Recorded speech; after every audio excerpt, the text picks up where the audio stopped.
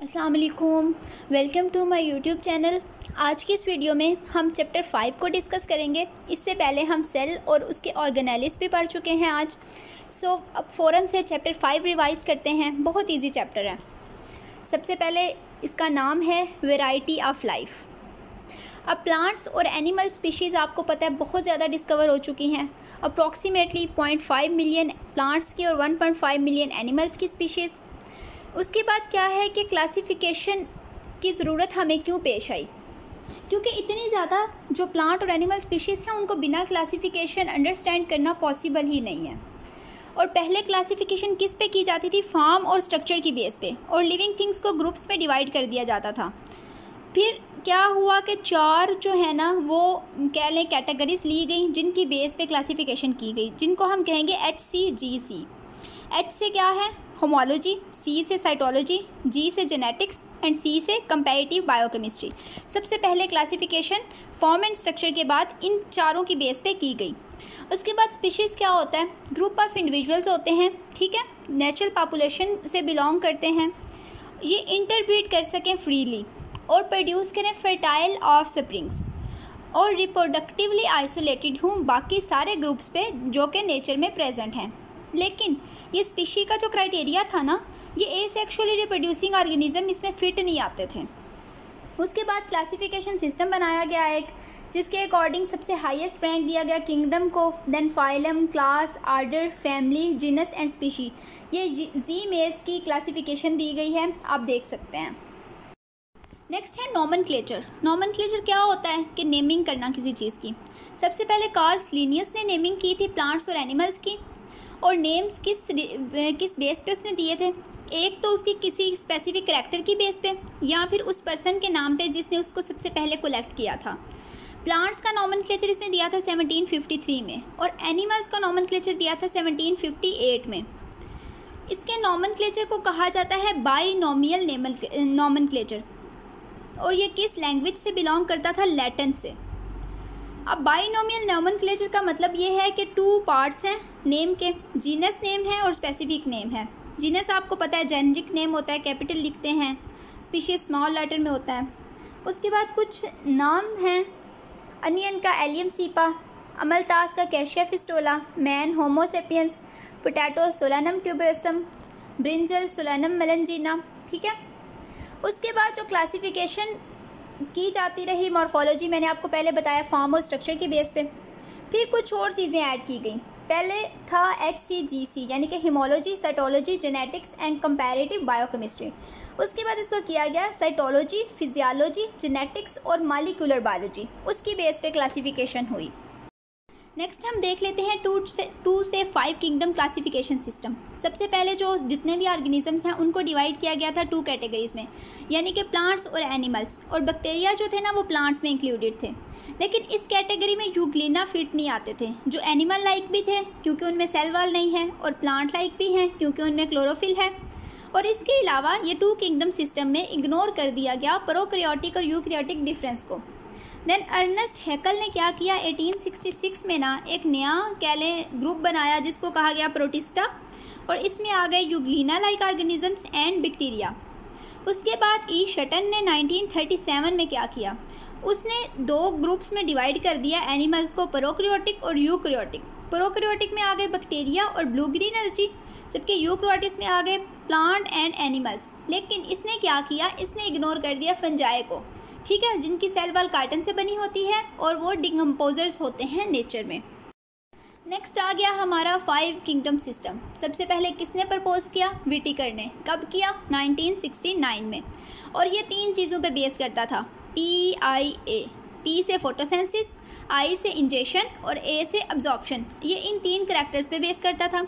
इसने डिवाइड किया मोनरा, जिसमें आ गए बैक्टीरिया, प्रोटिस्टा जिसमें आ गए eukaryotic unicellular organism like Euglena वगैरह, देन प्लांटी उसमें प्लांट्स आ गए, एनिमल्स आ गए, और देन फंजाई आ गए।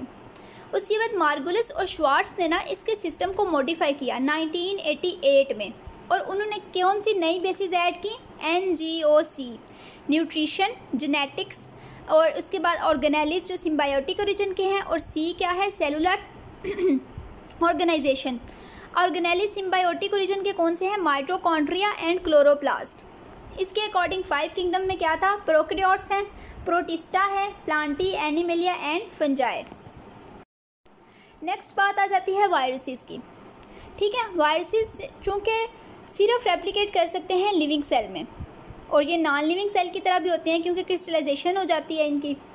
अब वायरसेस की टर्म सबसे पहले यूज़ किसने की थी? लुईस पास्चर और कूच ने। लेकिन उन्होंने क्या लिया था कि कोई भी ऐसा पार्टिकल जो एसोसिएट होता था, पॉइजनस पार्टिकल जो एसोसिएट होता था डेथ या डिजीज़ के साथ, उसको कहा गया वायरस है।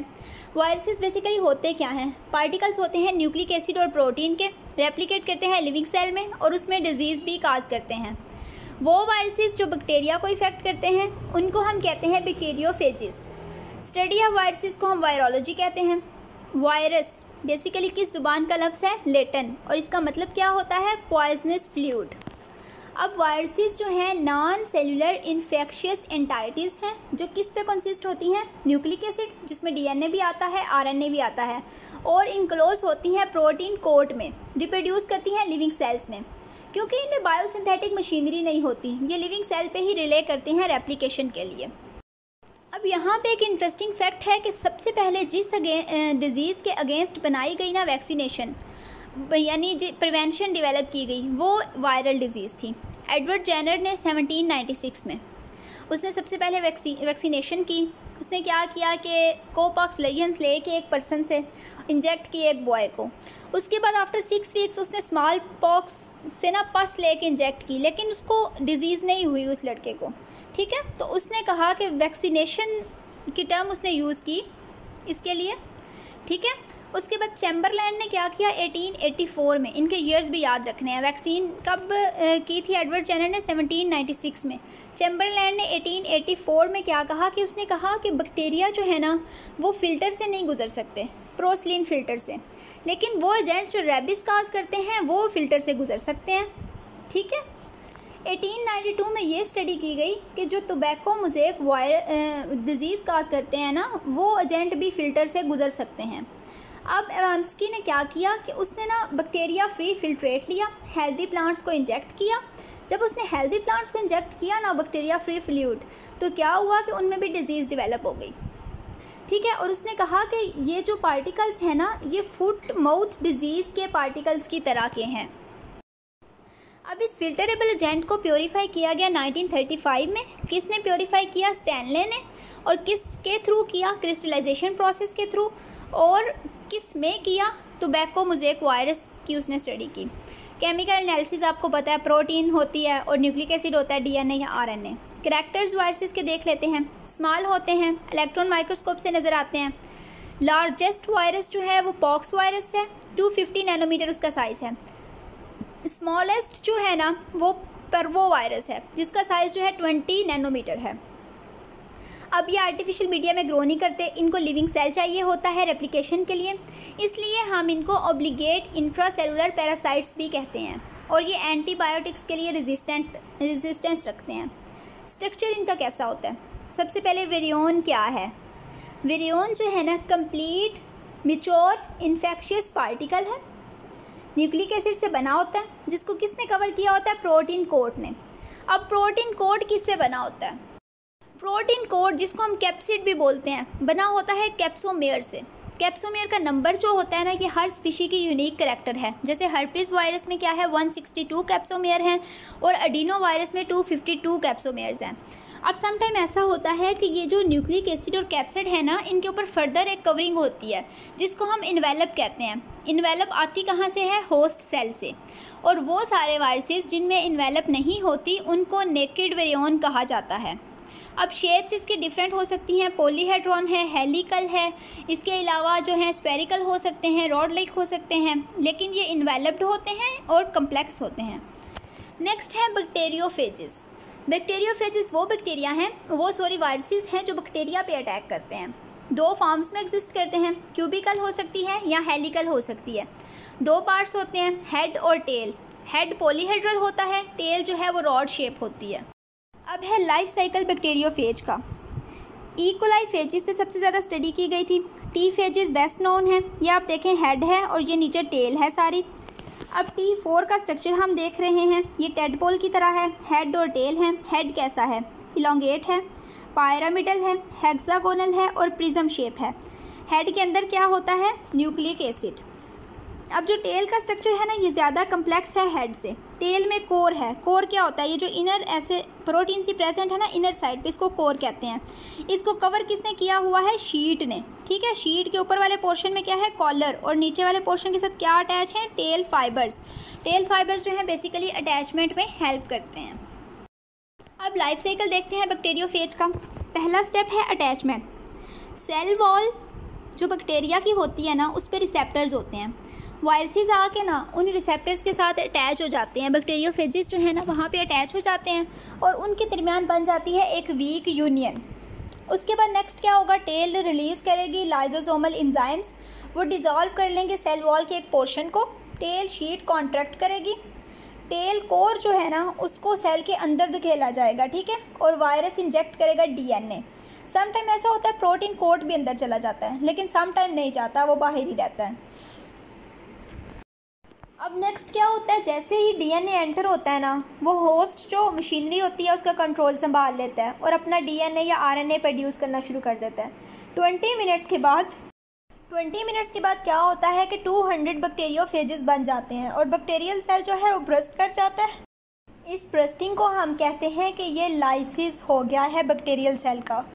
अब नेक्स्ट फेज है लाइसोजेनिक फेज। लाइसोजेनिक फेज में क्या होता है कि वायरल डीएनए जो है ना वो होस्ट का कंट्रोल नहीं संभालता, बल्कि उसके क्रोमोसोम्स के साथ जाके इंटीग्रेट हो जाता है। अब बैक्टीरिया की जितनी दफ़ा रिप्रोडक्शन होगी ना, रेप्लिकेशन होगी, वो जो डीएनए वायरस का प्रेजेंट है ना वो उतनी दफ़ा प्रोजेनी में चला जाता जाएगा।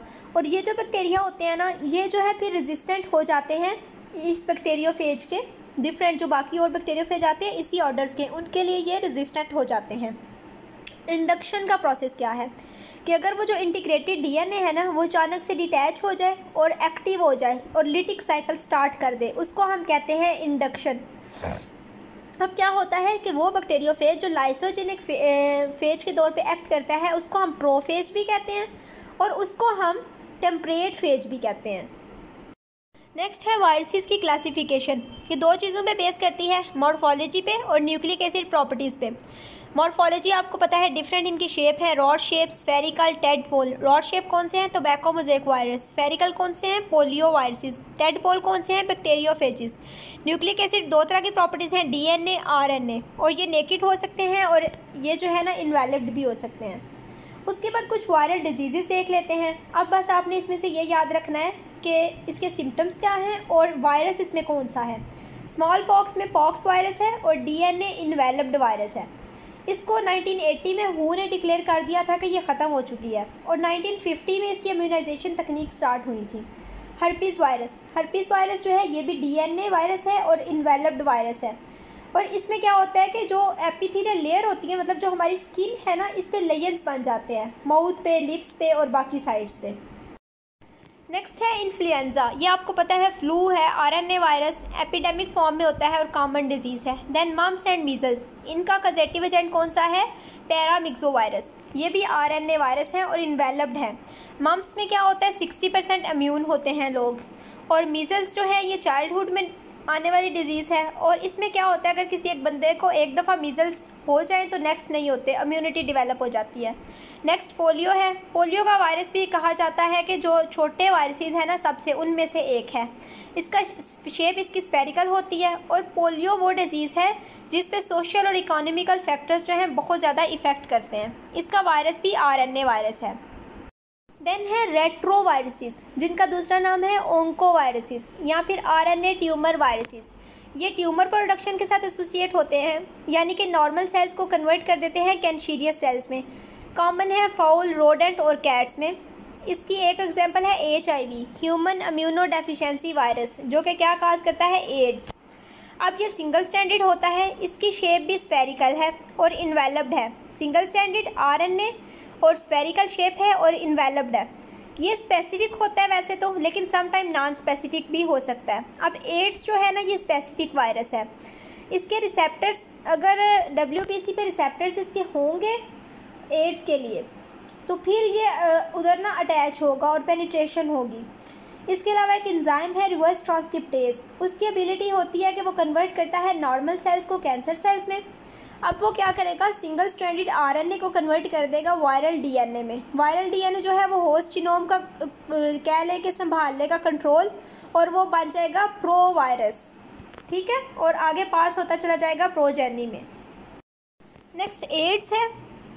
एड्स का पहला केस आया था 1980 में। सिम्टम्स इसके क्या थे, निमोनिया था, वस्कुलर कैंसर था, वेट लॉस हो गया था सडनली, और उसके बाद स्वेलम लिम्फ नोड्स थी और लॉस ऑफ इम्यूनिटी। लेकिन ये उन पेशेंट्स में देखा गया जो होमोसेक्सुअल थे, ठीक है। लेकिन उसके कुछ अर्सा बाद ये उन पेशेंट्स में भी अपेयर हुआ जो हेट्रोसेक्सुअल थे। वो कैसे, क्योंकि उन्होंने होमोसेक्सुअल पेशेंट से ब्लड वगैरह लिया था या उनकी ब्लड प्रोडक्ट्स यूज़ की थी। उसके बाद 1984 में ना इसके कॉजेटिव एजेंट का पता लग गया, और 1986 में उसको नाम दिया गया HIV, यानी कि human immuno deficiency syndrome virus. उसके बाद ना ये इफ़ेक्ट किसको करता है, टी लिम्फोसाइट्स को। इन्फेक्टेड पर्सन जब इम्यूनिटी कमज़ोर हो जाएगी तो कोई भी डिजीज़ उस पर अटैक कर सकती है। अब ये कहा जाता है कि ये जो मल्टीप्लिकेशन है ना HIV की, ये मंकी में होती है, लेकिन वहाँ पे डिजीज़ काज नहीं होती। ट्रांसमिशन क्या है, सेक्सुअल कांटेक्ट के थ्रू होता है, और contact with blood and breast feeding. Prevention क्या है कि जिस बंदे को एड्स है बस उससे अवॉइड करें, और इसके अलावा जो सिरिंजेस वगैरह हैं, ब्लड ट्रांसफ्यूजन वगैरह है, वो बिना एहतियात के कभी ना यूज़ करें। नेक्स्ट है हेपेटाइटिस, जो कि इन्फ्लेमेशन है लीवर की। ये किस वजह से होता है, वायरल इन्फेक्शन से, ड्रग्स से और टॉक्सिक एजेंट से। अब इसके सिम्टम्स क्या है, जेंडाइस है, अब्डोमिनल पेन है, liver enlargement, fatigue and fever. Mild और से एक्यूट तक और लिवर कैंसर भी ये काज कर सकता है। अब टाइप्स इसकी कितनी हैं, हेपेटाइटिस ए, जिसको हम इन्फेक्शियस हेपेटाइटिस भी कहते हैं। ये अगर इन्फेक्टेड इंडिविजुअल की फीसिस के साथ कांटेक्ट हो तो ट्रांसमिट हो जाता है। RNA वायरस है, नॉन इन्वेलप्ड है और लेस वेरुलेंट है। बी है, ये सीरम हेपेटाइटिस है, ये DNA वायरस है, ब्लड ट्रांसफ्यूजन से होता है, बॉडी फ्लूइड एक्सचेंज से होता है, सेक्सुअल कांटेक्ट से होता है, और इसमें एक्यूट अटैक्स होते हैं। हेपेटाइटिस सी है, जिसको non A non B hepatitis कहा जाता है, RNA वायरस है, इन्फ्यूजन हेपेटाइटिस है, और समटाइम ये क्रोनिक लीवर डिसीज़ तक ले जाता है।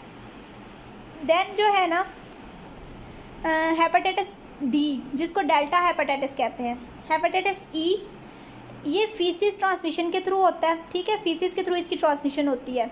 और पिग जो है ना, पिग इसकी सोर्स है इन्फेक्शन की। उसके बाद एफ और जी जो है ये अनआइडेंटिफाइड है। So hepatitis A infectious hepatitis, serum hepatitis, infusion hepatitis, D delta hepatitis है, ठीक है। ये हेपेटाइटिस की टाइप्स थी। तो ये था हमारा चैप्टर नंबर 5।